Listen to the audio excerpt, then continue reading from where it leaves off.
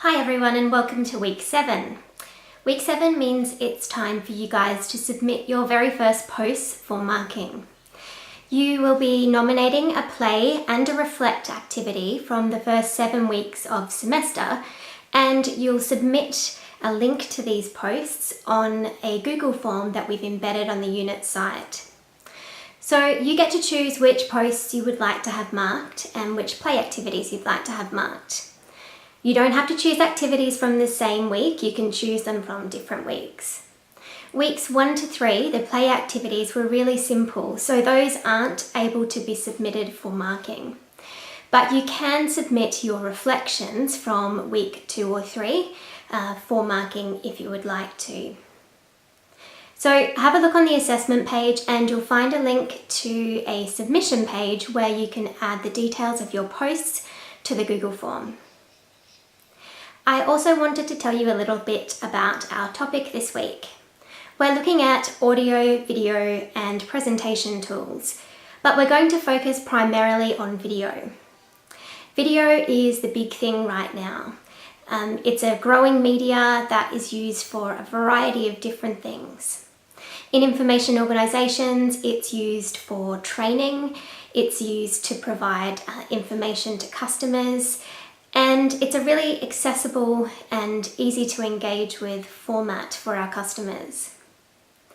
It's also really easy to create videos. So what we're going to be doing this week is asking you to have a look at video making and the tools that you might use to make videos and think about the applications of this in professional practice.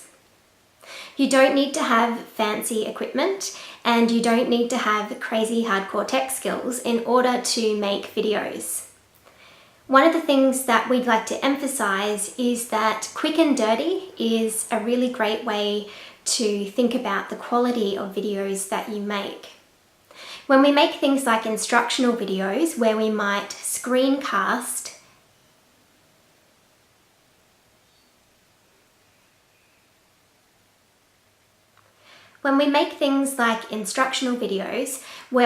create a screencast of ourselves completing a function on a website or a database, we often spend a lot of time in trying to get these things perfect. But the reality is that you'll get this video done and in 2 weeks' time, the interface will change and then you'll have to do it all over again. So instead, we want you to focus on getting the content down fast and in a reasonable quality and creating a product that is usable and that you're not investing a lot of money in, so you can throw it away when it's out of date. This week, we're going to have a look at some videos that the National Library created. And these are really interesting, and Sarah will have lots of insights to offer you on these because she was heavily involved in the production of these videos. But they're a little bit different. They use stop motion animation, and the great thing about that is that they don't date quite as easily as videos where we might be including screen captures or where we're casting the screen. So that's all I wanted to talk to you about this week.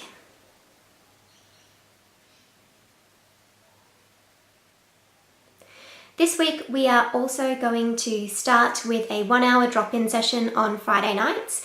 We're going to try this for 3 weeks and see what you think about it. This won't be a structured class, but this Friday we will be looking at the second assignment because you have an interim submission coming up for that in the next little while. The week after that, we'll move on to some feedback on your initial blog posts, and from there we're going to be led by you in terms of what topics you would like to talk about in those weekly drop-in sessions. They'll be held online only in Adobe Connect, and one of the teaching staff, or 2 of us even sometimes, will be there to talk you through whatever issues you might be having or even to discuss some of the unit content. So have a great week, have fun with your videos, we look forward to seeing them, and I will hopefully see many of you in the drop-in session on Friday night.